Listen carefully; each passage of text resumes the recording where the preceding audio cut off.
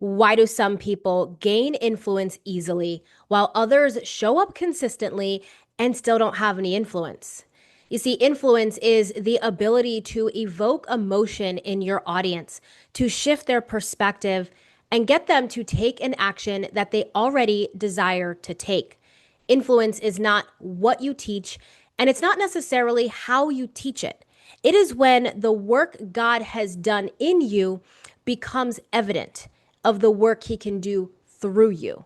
But the problem is that most people don't allow God to do any work through them because they're so consumed with themselves. They're so consumed with what they get, the money, the cars, the lifestyle, whatever it is you want might be the image or this perception that you want others to have of you.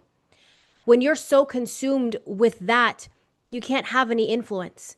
Because in order to influence someone, they must know that you care. They must know that you have their best interest at heart and not your own. In Philippians 2:3, it tells us, let us do nothing out of selfish ambition and vain conceit, but let us humble ourselves and put others before ourselves. So we have to understand, what is it that is blocking this influence? What is it that you are so consumed by in getting your needs met that you have the inability to now serve your audience and for them to truly feel like you are there to serve them? I'm going to give you three lessons that I've learned on this entrepreneurial journey of having a platform. And no, my platform is not huge at the moment, but you don't need a huge platform in order to have influence. And that's one of the biggest misconceptions. People are misplacing what a platform really is, and they're looking at millions of followers. But at the time of making this video, I've got 320 subscribers here on YouTube, over I think 2,700 followers on Instagram, and I think maybe just over 4.2 thousand on Facebook. My point in saying that is that's not a large audience, but you don't need a large audience to have influence, and the influence doesn't start on the platform. The influence starts when you are in a grocery store. It starts when you meet someone as you go for a walk. It starts in your own backyard. It starts in the person at the coffee shop that you meet. Influence starts there. Too many people are looking for this grand scale of something, and you don't need a lot of people in order to make the money that you want to make. But if you keep prioritizing the money, then you're prioritizing yourself over your audience, and they can immediately feel that you're not on their side. You're on your own side. And so you can't have influence over someone when you are the person that needs the thing, when you're the person that needs the fulfillment, you're the person that needs the validation, whatever void you have inside of you that you are looking to fill, you're trying to get your audience to fill it for you. So essentially, you can't influence them if you're the one that needs something. So here are these three lessons. Number one is you can't serve and seek validation at the same time. So many of you are saying that you desire to serve people. And I know that is true. You do desire to serve people. But let's be real. If you were to strip away some of that, what's underneath all of that is maybe you're at a job that you don't love. Maybe you want to spend more time with your kids, whatever it might be. You want something, and it's okay to desire those things. There's nothing wrong with that, but it can't take precedence over serving. Now you're coming to the table with a selfish ambition. Just imagine that there is a cup in your heart. And what we want to do is have a vertical relationship with our Creator who is pouring into the cup in our heart. So we can have a horizontal relationship with our audience where we pour that cup out. But what is happening is so many of you have an empty cup in your heart and you're expecting your audience to fill it. So you're trying for the marketplace to fill you. And the only way we can genuinely serve our audience is when we are getting served from above and we are developing a relationship with our Creator and we're understanding who we are in Him, and we recognize we only have an audience of one. Are we doing the thing that pleases Him? Are we doing our assignment? But if you are still seeking for your cup to be filled and your cup to be served, your audience is walking by and they're like, I don't want to put coins in that. I don't want to put coins in that cup. because they can feel that you need something from them. So you cannot serve and seek validation at the same time. It doesn't work like that. So I ask you, are you at a point in your business right now where you're still showing up online needing everybody to like you? Are you still showing up online hoping that people don't judge you? Or maybe you're watering down your true message that you want to bring to the marketplace because you're wondering what people are going to think about you. Maybe you want to start talking about your faith, but you're worried that you can't be so bold about it because people aren't going to understand you. And you're trying to straddle the line. Lukewarmness is not how you gain influence. You gain influence when you are bold and you're standing on his truth. You gain influence when you stand for something, because if you don't stand for anything, you will fall for everything. And so you want to make sure that you've got a firm foundation in which you are standing on. And that firm foundation is his truth. It is the message, the seed that he put inside of you, that he planted, that he's given you the ability to discover through your gifts that you now get to serve other people. So you can't serve and seek validation at the same time. Okay, number 2 is root of self-consciousness is a lack of trust. The root of self-consciousness is a lack of trust. You are so conscious in trying to make others think something of you. You are so conscious in trying to make others view you in a certain way. And when you're doing that, it's because you aren't actually being that certain way that you want others to view you as. You are holding up a facade, and it's almost like you're holding up this mirror of this image, and you want people to see you as that, and they don't see you that way. So you keep pushing it, pushing it, pushing it, and now you're projecting on them, and that's automatically going to disconnect you from your audience. They're not going to be able to hear you. They're not going to be able to really absorb what you're saying because they're going to feel that something is off. They're going to feel that there is a lack of trust. I used to grow up and always think to myself, I need to trust myself more. I need to trust myself more. But as human beings, we are inherently flawed. And I came to realize that I trust myself to the depths in which I can trust the Lord. The depths in which I can trust God is how I trust myself, because really, I am weak, but in him, I am strong. And so because of that, I trust his word. I trust what he is doing in my life. I trust the ability he's given me, not my ability, but the ability he's given me. And it's through that that I've built confidence. It's through that that I've built trust. But the trust with myself is coming from above. The trust with myself isn't self-generated because of how good I've done or how good something looks or how many views a video got or how many subscribers or how much money I've made. It has nothing to do with that. The trust comes from the fact that his word is true. His word is true. And because of that, he's done everything he said he's going to do. Now, don't get this confused with you've been praying for whatever you're praying for and it hasn't happened yet. Recognize that there are things that we need to do on our walk with the Lord and in business that we have to cultivate ourselves as the person. He wants us to become the person so that when we receive the thing he wants to give us, we're strong enough to stay there. We're strong enough to keep it. It's kind of rude to give someone a gift and then take it back, and you don't know when someone's going to take that gift back, right? That's not how God works. When God gives you something, he gives it to you. He doesn't take it back. And so he wants to make sure, hey, you've become the person that can handle this. You have become the person that can sustain and steward more clients, more money, more visibility on your platform. Sometimes we have to learn how to steward better with a smaller platform until we're given a bigger platform of influence. There are things that he will cultivate in our heart with a little, so that way we can have more.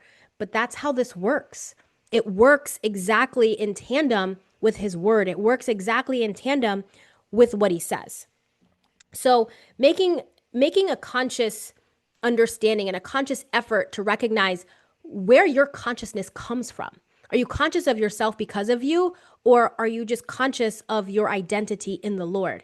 I'm conscious of my identity in him, and I wasn't that way before, but I'm conscious of my identity in him. If there's a thought that comes into my mind that makes me feel some kind of way, I automatically know if that thought has come from him. And I'm like, that is not my thought. That is not his thought. That is the enemy's thought. Or sometimes it is my own thought. And I'm like, ooh, that's not a thought from God at all. And that's not how he wants me to think.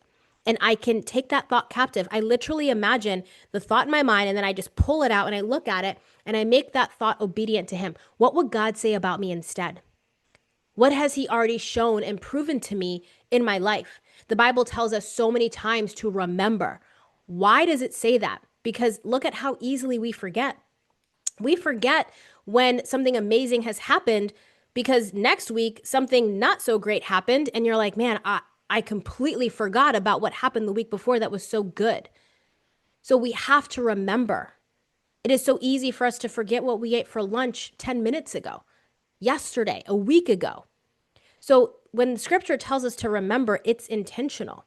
We want to remember the things that he has done. We want to remember that his word is always true. It never fails and it's never returned void.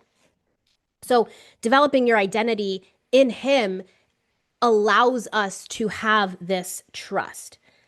All right. And number 3 is influence comes from submission, not strategy. Influence comes from submission, not strategy. Submission, to submit, means to place yourself under. So to place yourself under the authority of. When you're under the authority, whosever authority you're under is how you behave. It's how you move. Many people are under the authority of their emotions, which is fear and lack and scarcity. They're under the authority of that. That's not what God gives us at all.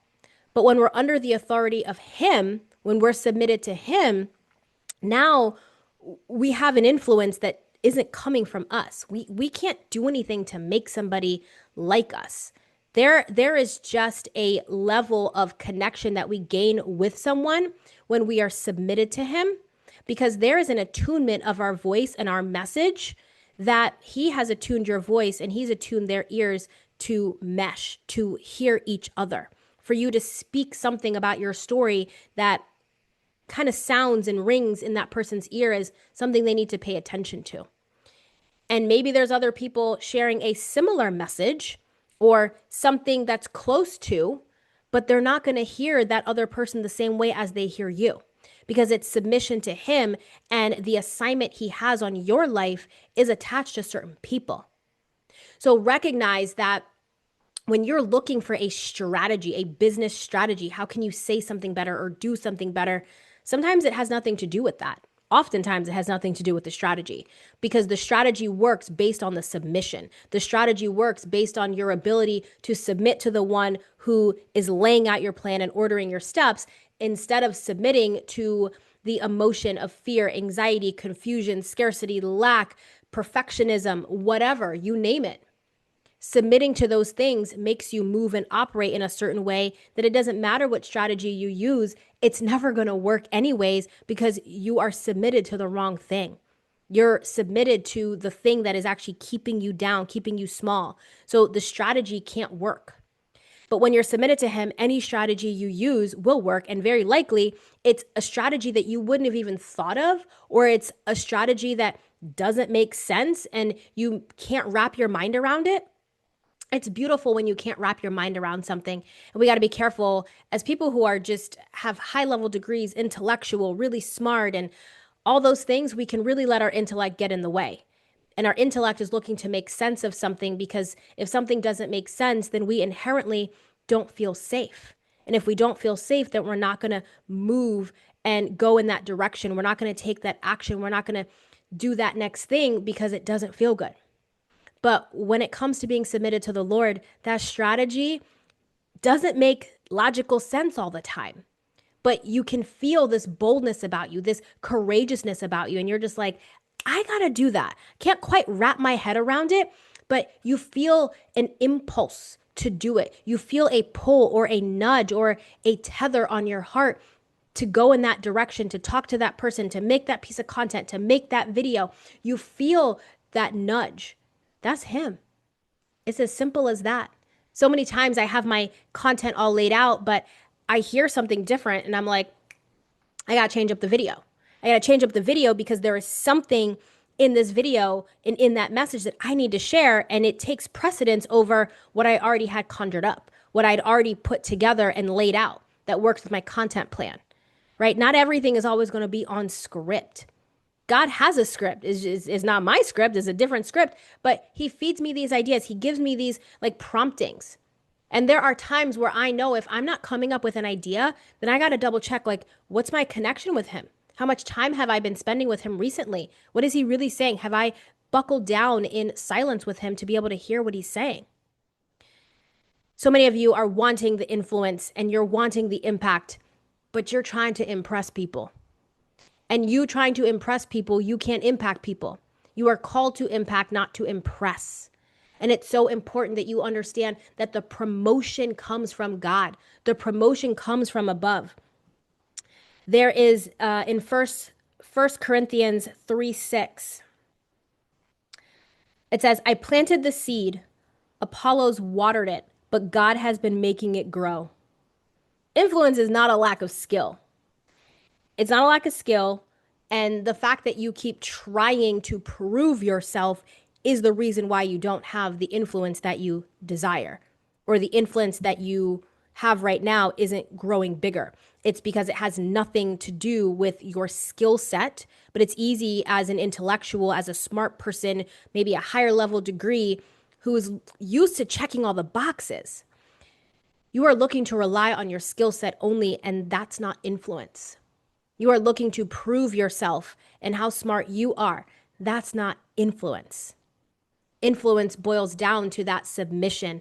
And you have to understand that it is God that waters it. It is God that makes it grow. So we don't do anything to earn that gift. It's something that is given. We become the person, but it's not works that does it. It is sheer submission. And the thing about this is you're going to feel like you're not ready. You're going to feel like, well, I'm not ready to do this. And God is going to say, you have been diligently doing this. You've been doing everything I say. You have been so obedient to my word. You've been making the moves, even though it might feel uncomfortable and you don't feel ready. You're making the moves. He's going to bless that. But you got to continue to trust and submit that he's going to direct that as well. And so you start to develop a real deep and really cool relationship with where he's guiding you, where it feels good to not have it all together. It feels good to be in a state of freedom where you don't have everything always mapped out. Like, yes, you have your ideas and you have structure that you're working with, right? But you don't have structure that is rigid, that doesn't make room for him. So many of us want to just do our thing. We don't got a thing to do, y'all. Like, we really don't have a thing to do. Look at how many things you've tried to do on your own that flopped. But remember all of the times that he has come in. Remember all of the times that he has sustained something and you're like, I had no idea how I was going to get out of this situation, but he came in, swooped in, made it all better, and you're like marveled at it to the point where you can't stop talking about it. That's the point. That's the point. He is miraculous and he will do really cool, amazing things. But we must submit to him in that, especially in our business, because you're trying to prove yourself. You're trying to push your way there. You can't do any of that. He is going to anoint your voice. He's going to expand your voice into the marketplace. He's going to promote you. He is going to bring the audience to you. Yes, you have to have a skill. Yes, you have to have a solution that serves people. Yes, you have to improve your communication. Yes, you have to do these things. But I want you to understand that doing those things isn't the exact reason that you are going to get the blessing. You got to have skill. You got to have a way to help people. But so many of you are coming now with this prove it energy of look at me. And you really haven't become the person that's pure in heart. And I'm speaking from experience. He will literally give us a new mind and give us a new heart. He will like gut it out. And so many times I'm like, Lord, if there's something in me that needs to break it now. Show me what it is. Reveal and expose it. Let's shed some light on it. And let me develop skills where I need to develop skills, but let me also understand where I need to emotionally mature into something different. Let me steward something better. Let me make a better decision. Let me act on something differently. Let me act on something faster. And those are the details. Those are the things. but it is all about the submission and not the strategy. So I trust this video served you and blessed you. If you enjoyed this video, click right here to watch the next one. Bye.